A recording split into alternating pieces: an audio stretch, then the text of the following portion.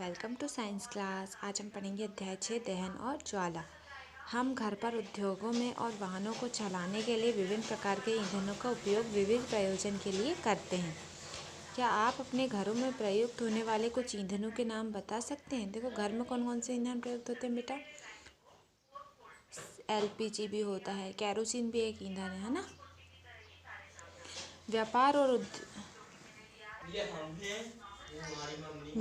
और उद्योगों में उपयोग होने वाले कुछ ईंधनों के नाम बताइए। मोटरसाइकिल चलाने में कौन से ईंधन काम में आते हैं? आपको सूची में सम्मिलित ईंधन होंगे: गोबर, लकड़ी, कोयला, कास्ट कोयला, पेट्रोल, डीजल, संपीड़ित प्राकृतिक गैस। संपीड़ित प्राकृतिक गैस को CNG है ना। CNG का फुल फॉर्म है बेटा compressed natural gas. Compressed natural gas को हिंदी में कहते हैं संपीड़ित प्राकृतिक गैस। आप मोमबत्ती के जलने से परिचित हैं। मोमबत्ती के जलने और कोयले जैसे ईंधन के जलने में क्या अंतर है? शायद आपका अनुमान सही था। मोमबत्ती ज्वाला के साथ जलती है जबकि कोयला नहीं। इस प्रकार आप अनेक ऐसे पदार्थ पाएंगे जो बिना ज्वाला के जलते हैं। आइए जलने के रासायनिक प्रक्रम और इस प्रक्रम में उत्पन्न ज्वाला के प्रारूपों का अध्ययन करें। ठीक, अब आता है क्या? दहन क्या है? कक्षा 7वीं में मैग्नीशियम दहन के क्रियाकलाप का स्मरण करिए।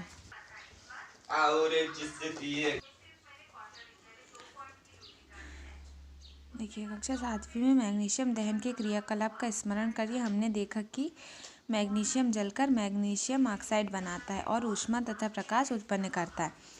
इस प्रकार का क्रियाकलाप हम एक कास्ट कोयले का टुकड़ा लेकर कर सकते। कास्ट कोयले के टुकड़े को संसी से पकड़िए और एक मोमबत्ती अथवा बुसेन बर्नल को ज्वाला के निकट लाइए। आप क्या देखते हैं? हम पाते हैं कि कास्ट कोयला वायु में जलता है। हम जानते हैं कि कास्ट कोयला वायु से जलकर कार्बन डाइऑक्साइड, ऊष्मा और प्रकाश देता है। क्या करता है? कास्ट कोयला वायु में जलकर कार्बन डाइऑक्साइड और ऊष्मा और प्रकाश देता है ना। अगर आपको आया कि दहन किसे कहते हैं तो आपको एक डेफिनेशन यहाँ मिल गई कि रासायनिक प्रक्रम जिसमें पदार्थ ऑक्सीजन से अभिक्रिया कर ऊष्मा देता है क्या कहलाता है? दहन कहलाता है। जिस पदार्थ का दहन होता है वह क्या कहलाता है? दाह कहलाता है। इसे ईंधन भी कहते हैं। ईंधन ठोस, द्रव या गैस हो सकता है। कभी कभी दहन के समय ज्वाला के रूप में अथवा एक लौ के रूप में भी प्रकाश उत्पन्न होता है। ऊपर दी गई अभिक्रियाओं में मैग्नीशियम और कास्ट कोयला दाह पदार्थ हैं। कौन से पदार्थ हैं? दाह पदार्थ हैं। ये देखिए, एक जलती मोमबत्ती को मेज के ऊपर रखिए। कांच की चिमनी को मोमबत्ती के ऊपर लकड़ी के 2 टुकड़ों की सहायता से इस प्रकार रखिए। ये देखिए ना, वायु का चिमनी में प्रवेश होता रहे। देखिए ज्वाला का क्या होता है जब लकड़ी के गुटके हटाकर चिमनी को मेज पर टिका दीजिए। पुनः ज्वाला को देखिए, अतः एक कांच की प्लेट चिमनी के ऊपर रख दीजिए। ज्वाला को पुनः देखिए। तीनों स्थिति में क्या होता है? क्या ज्वाला कंपन करती हुई बुझ जाती है? क्या यह कंपन करती है और धुआं देती है? क्या यह अप्रभावित जलती रहती है?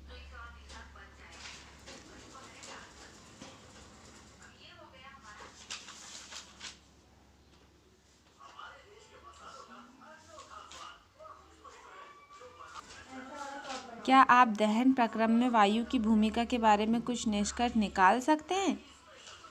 ये देखिए, हम पाते हैं कि दहन के लिए वायु आवश्यक है। अवस्था A में मोमबत्ती निर्बाध रूप से जलती है जबकि वायु चिमनी में नीचे से प्रवेश कर सकती है। अवस्था B में जब चिमनियों में नीचे से वायु प्रवेश नहीं कर पाता तो ज्वाला में कंपन होता है और धुआं उत्पन्न होता है। अवस्था C में ज्वाला बुझ जाती है क्योंकि उसे वायु उपलब्ध नहीं होती। ठीक, कैसा होता है? देखो, जो अवस्था A है वो मोमबत्ती निर्बाध रूप से जलती है क्योंकि उसमें क्या होता है, ना कोई ऊपर से वो एकदम खुला हुआ है, उसमें कुछ, ये देखिए ऊपर से खुला हुआ है ना, कुछ नहीं ढका ना उसमें, ये देखिए। और जब अवस्था B में चिमनी में नीचे से वायु प्रवेश नहीं कर पाती तो ज्वाला कंपन करती है। इसमें क्या होता है? वायु नीचे से प्रवेश नहीं करती है तो वो क्या करता है? कंपन करने लगता है ना, कंपन करने लगता है। C में ज्वाला बुझ जाती क्योंकि उसे वायु उपस्थित नहीं हो पाती, वायु उपलब्ध नहीं होती है। C में जो होती है वायु क्या होती है? उपलब्ध नहीं होती, इसलिए C वाला बुझ जाता है। ये देखिए, एक लकड़ी या लकड़ी के कोयले का जलता हुआ टुकड़ा लोहे की प्लेट या तवे पर रखिए। इसे एक कांच के जार अथवा पारदर्शी प्लास्टिक जार से ढक दीजिए। देखिए क्या होता है। क्या कुछ समय बाद लकड़ियाँ का कोयला जलना बंद हो जाता है। क्या आप सोच सकते कि यह जलना बंद क्यों हो जाता है? देखिए, आपने सुना होगा कि जब किसी व्यक्ति के वस्त्र आग पकड़ लेते हैं तो आग बुझाने के लिए व्यक्ति को कंबल से ढक देते हैं। क्या आप बता सकते हैं ऐसा क्यों करते हैं?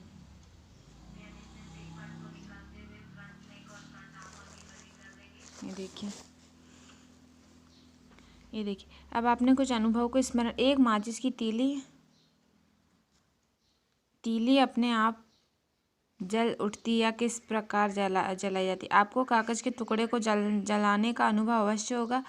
जब जलती हुई माचिस की तीली इसके पास लाते हैं तो क्या यह जल उठता है?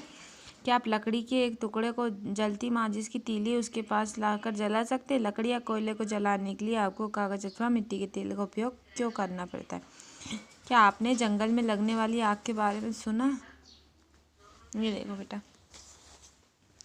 ये गर्मी के मौसम में बहुत अधिक गर्मी पड़ने पर कुछ स्थानों पर सूखी घास आग पकड़ लेती। घास से आग पेड़ों में फैल जाती है और जल्द ही पूरा जंगल जल जाता है, आग की चपेट में आ जाता है ना। इस प्रकार की आग को बुझाना बहुत कठिन होता है। ये देखा है ना।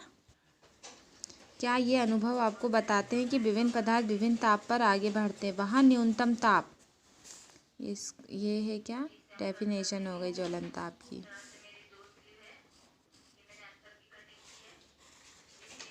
देखिए, वहाँ न्यूनतम ताप जिस पर कोई पदार्थ जलने लगता है उसका ज्वलन ताप कहलाता है। वहाँ न्यूनतम ताप जिस पर कोई पदार्थ जलने लगता है उसका ज्वलन ताप कहलाता है।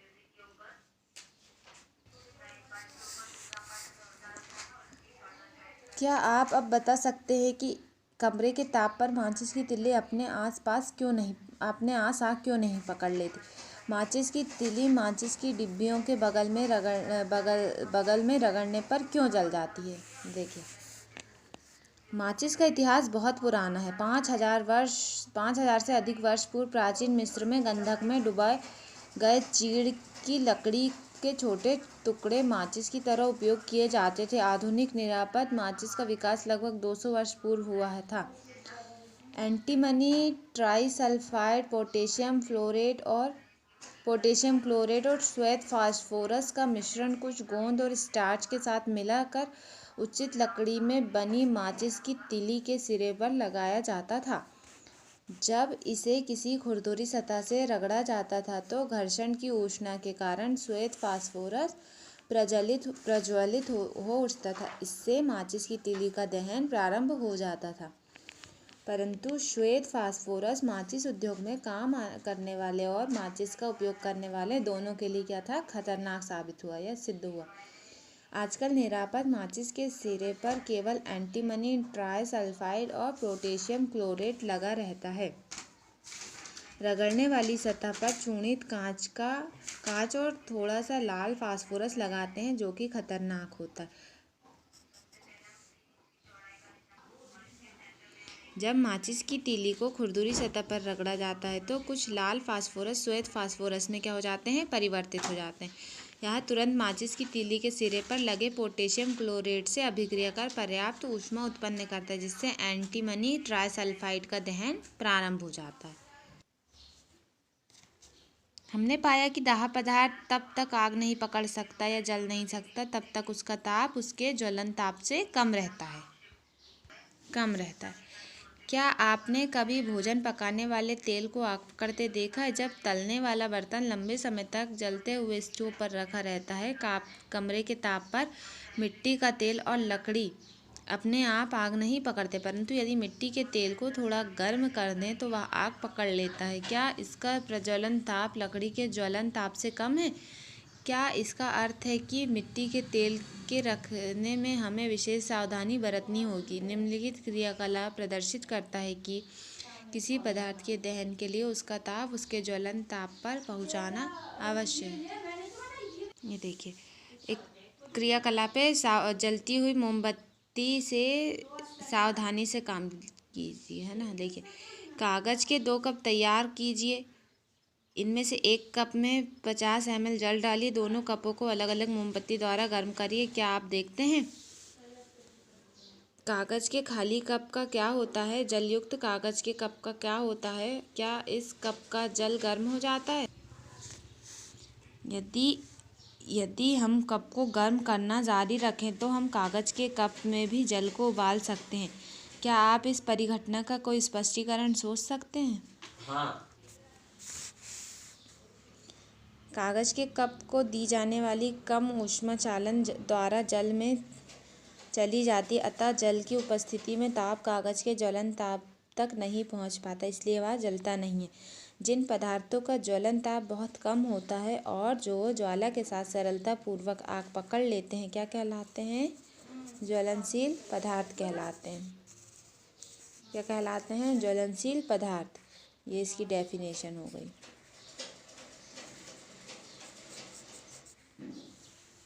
ज्वलनशील पदार्थ के उदाहरण हैं पेट्रोल, अल्कोहल, द्रवित पेट्रोलियम गैस, एलपीजी आदि। क्या आप कुछ और ज्वलनशील पदार्थों की सूची बना सकते हैं? आपने घरों, दुकानों, कारखानों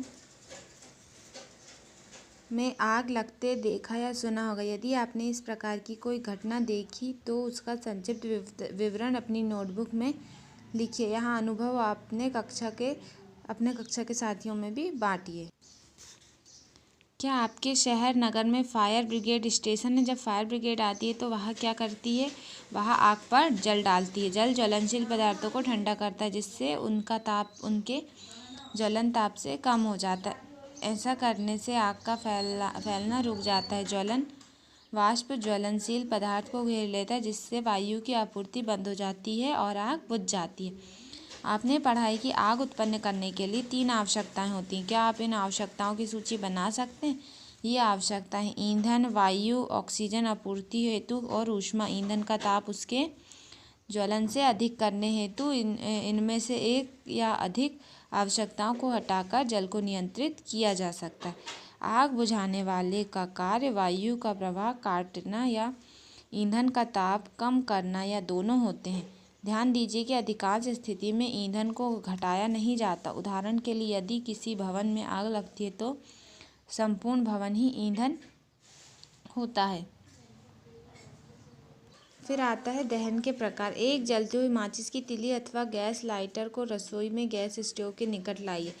सावधानी, स्वयं गैस स्टोव का प्रयोग ना कीजिए। अपने माता पिता की सहायता से कहिए है ना। तो गैस स्टोव की घुंडी घुमाकर गैस चालू कर दीजिए। क्या आप देखते हैं? हम पाते हैं कि गैस तेजी से जलने लगती है तथा ऊष्मा और प्रकाश उत्पन्न करती है। इस प्रकार का दहन क्या कहलाता है? तीव्र दहन कहलाता है। क्या कहलाता है? तीव्र दहन। फास्फोरस जैसे कुछ पदार्थ हैं जो कमरे के ताप पर वायु में जल उठते हैं। इस प्रकार का दहन, जिसमें पदार्थ बिना किसी प्रत्यक्ष कारण के अचानक लपटों के साथ जल उठता है, स्वतः दहन कहलाता है। क्या कहलाता है? स्वतः दहन। ये डेफिनेशन है।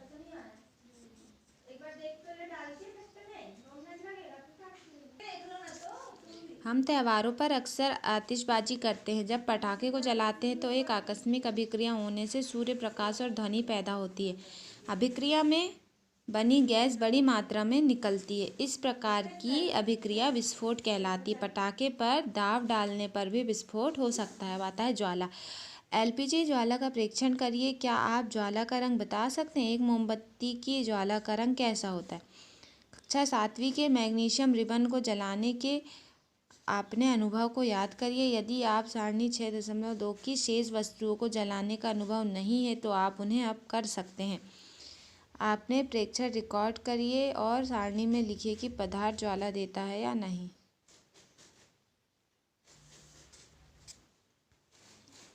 दहन के समय जो पदार्थ वाष्पित होते हैं वे ज्वाला का निर्माण करते हैं। उदाहरण के लिए मिट्टी का तेल और पिघली हुई मोमबत्ती के साथ साथ ऊपर उठते हैं और दहन के समय वाष्पित होकर ज्वाला का निर्माण करते हैं। इसके विपरीत लकड़ी का कोयला वाष्पित नहीं होता है और कोई ज्वाला नहीं देता है। कांच की नली में बाहर निकलने वाले मोम का वाष्प क्या ज्वाला उत्पन्न होने के कारण हो सकता है? देखिए, जब मोमबत्ती की ज्वाला स्थिर हो तो ज्वाला के दीप्त क्षेत्र में एक स्वच्छ कांच की प्लेट स्लाइड प्रविष्ट करिए। उसे संसी की सहायता से क्या करना, लगभग 10 सेकंड तक पकड़ना है, फिर उसे हटा लेना है। आप क्या देखेंगे कि कांच की प्लेट या स्लाइड पर एक गोल काला वलय बन गया। यह ज्वाला के दीप्त क्षेत्र में उपस्थित बिना जले कार्बन कणों के जमाव को दर्शाता है। एक पतले लंबे तार को लगभग 30 सेकंड तक ज्वाला में अदीप्त क्षेत्र में पकड़कर रखें। देखिए, आप मोमबत्ती के ऊपर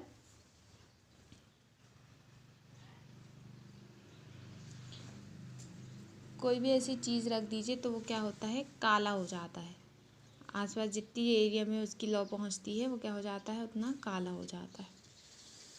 और कार्बन के क्या बन जाते हैं, उसमें कण जम जाते हैं, है ना। बिना ज्वाला के मतलब ज्वाला के दीप्त क्षेत्र में उपस्थित बिना जले, मतलब जो जगह जलती भी नहीं है वहाँ पे क्या हो जाते हैं, कार्बन के कण जमा जाते हैं।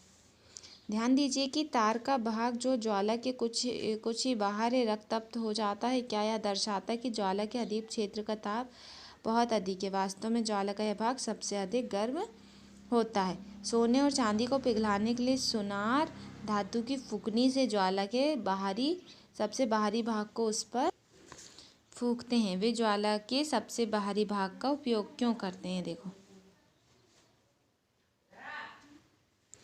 ये देखो बेटा, ये मोमबत्ती दिख रही सबको ना। मोमबत्ती की ये मोमबत्ती है ना। ये क्या है, बिना जली मोमबत्ती का सबसे आंतरिक क्षेत्र जो काला हो जाता है, दिख रहा है। ये क्या है, आंशिक दहन वाला मध्य भाग पीला वाला, है ना।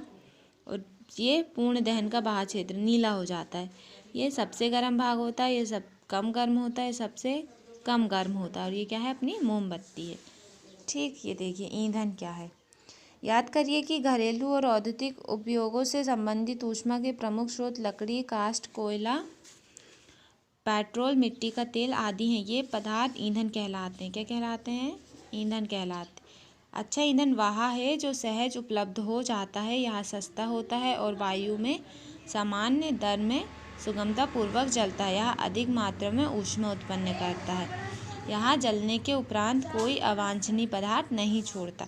संभवतः ऐसा कोई भी ईंधन नहीं है जिसे एक आदर्श ईंधन माना जा सके। हमें ऐसा ईंधन ढूंढना चाहिए जो कि विशिष्ट उपयोग की अधिकांश आवश्यकताएं पूरी करता। ईंधन के मूल्यों में भिन्नता होती है। कुछ ईंधन अन्य ईंधन की अपेक्षा कैसे होते हैं, सस्ते होते हैं। जिन ईंधनों में आप परिचित हैं उनकी सूची बनाइए। इन्हें ठोस, द्रव और गैसीय ईंधन में वर्गीकृत कीजिए। ईंधन 3 टाइप से होते हैं। कौन कौन से? ठोस, द्रव, गैस, है ना। ईंधन दक्षता। यदि आपसे कहा जाए कि गोबर के उपले, कोयले और एलपीजी को जलाकर पानी की एक निश्चित मात्रा को उबाल लें तो आप कौन से ईंधन को चुनेंगे? उपले, कोयला या एलपीजी गैस में से किसको चुनेंगे? तीनों अच्छे हैं लेकिन ज़्यादा देखो इसमें कम ऊष्मा निकलती है। उपले में कम ऊष्मा निकलेगी, कोयला दगेगा पहले उसके बाद ऊष्मा देगा, लेकिन गैस क्या होता है, जल्दी से पानी को गर्म कर देगा।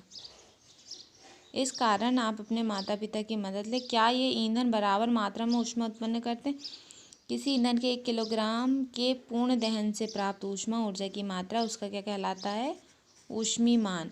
ईंधन के ऊष्मीय मान को किलोजूल प्रति किलोग्राम मात्रा द्वारा प्रदर्शित करते हैं। ईंधन के दहन से हानिकारक उत्पाद प्राप्त होते हैं। ईंधन का बढ़ता हुआ उपयोग पर्यावरण पर हानिकारक प्रभाव डालता है। लकड़ी, कोयले और पेट्रोल जैसे कार्बन ईंधन बिना जले कार्बन कण छोड़ते हैं। ये सूक्ष्म कण खतरनाक प्रदूषक होते हैं जो दमा जैसे श्वास रोग उत्पन्न करते हैं। देखो, सदियों से लकड़ी का उपयोग घरेलू तथा औद्योगिक ईंधन के रूप में हो रहा है, परंतु अब इसका स्थान कोयले और एलपीजी जैसे ईंधनों ने ले लिया। अब भी हमारे देश में बहुत से ग्रामीण क्षेत्रों में ईंधन के रूप में लकड़ी का उपयोग हो रहा है क्योंकि यह आसानी से उपलब्ध है और सस्ती है, परंतु लकड़ी को जलाने से बड़ी मात्रा में धुआं उत्पन्न होता है, जो मनुष्यों के लिए क्या होता है, हानिकारक होता है और श्वसन कष्ट उत्पन्न करता है। साथ ही वृक्ष हमें बहुत सी उपयोगी वस्तुएं प्रदान कराते हैं, जो ईंधन के रूप में लकड़ी का उपयोग करने पर हमें प्राप्त नहीं होता। इसके अतिरिक्त वृक्षों की कटाई वनोन्मूलन का कारण बनती है, जो पर्यावरण के लिए हानिप्रद है। देखो, जो वन होते हैं, वन से हमें बहुत सी चीज़ें मिलती है, फल फ्रूट, है ना, बहुत सी जड़ी बूटियाँ मिलती है। अगर हम उन्हीं वृक्षों को काट दें तो सिर्फ काय के लिए, ईंधन के लिए, तो हमें उनसे जो भी उपयोगी चीज़ प्राप्त हो रही है वो नहीं होगी। इन ईंधनों का अपूर्ण दहन कार्बन मोनोऑक्साइड गैस देता है। यह अत्यंत विषैली गैस है। जो कार्बन मोनोऑक्साइड गैस है वो कैसी गैस है, अत्यंत विषैली गैस है।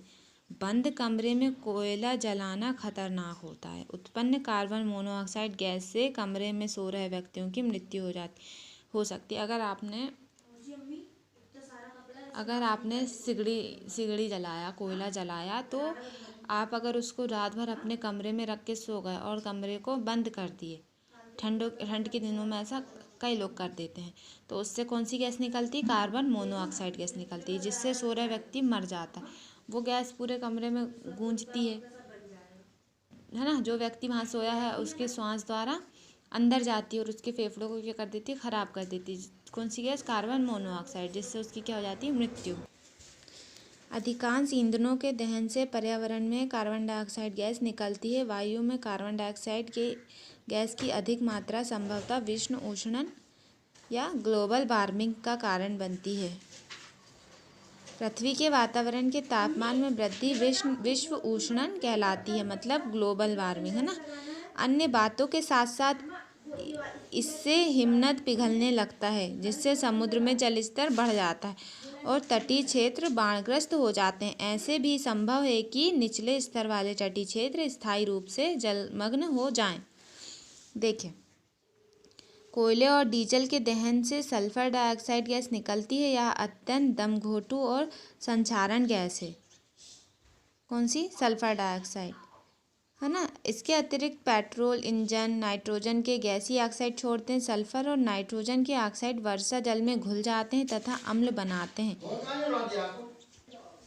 ऐसी वर्षा को क्या कहते हैं, अम्ल वर्षा। अम्ल वर्षा को इंग्लिश में बोलते हैं एसिड रेन, है ना, जो फसलों, भवनों और मृदा के लिए बहुत हानिकारक होती है। बेटा, जो अम्ल वर्षा होती है ना, वो सबको नष्ट कर देती है। अभी क्या बोलते, कई भवनों में अम्ल वर्षा होती है तो वो पूरे एकदम काला पड़ जाता है वो, है ना। फसलों में होती है तो फसलें बर्बाद हो जाती हैं। ठीक। मोटर वाहनों में ईंधन के रूप में डीजल और पेट्रोल का स्थान अब सीएनजी, संपीड़ित प्राकृतिक गैस, मतलब कंप्रेस्ड नेचुरल गैस। कंप्रेस्ड मतलब होता है संपीड़ित, नेचुरल मतलब होता है प्राकृतिक, और गैस मतलब तो गैस ही होता है, ले रही, क्योंकि सीएनजी सल्फर और नाइट्रोजन के ऑक्साइडों का उत्पादन अल्प मात्रा में करती है। सीएनजी एक अधिक स्वच्छ ईंधन है। सीएनजी कौन सा है, एक अधिक स्वच्छ ईंधन। यहाँ पे आपका होता है चैप्टर क्लोज। ठीक है, इसके कुछ ऐसे क्वेश्चंस होते हैं जो बता रहे हैं, रुको, इतना ही है इसमें तो बेटा। और इसका होता है चैप्टर क्लोज। यहाँ पे अपना 6th चैप्टर होता है क्लोज। Okay, bye guys.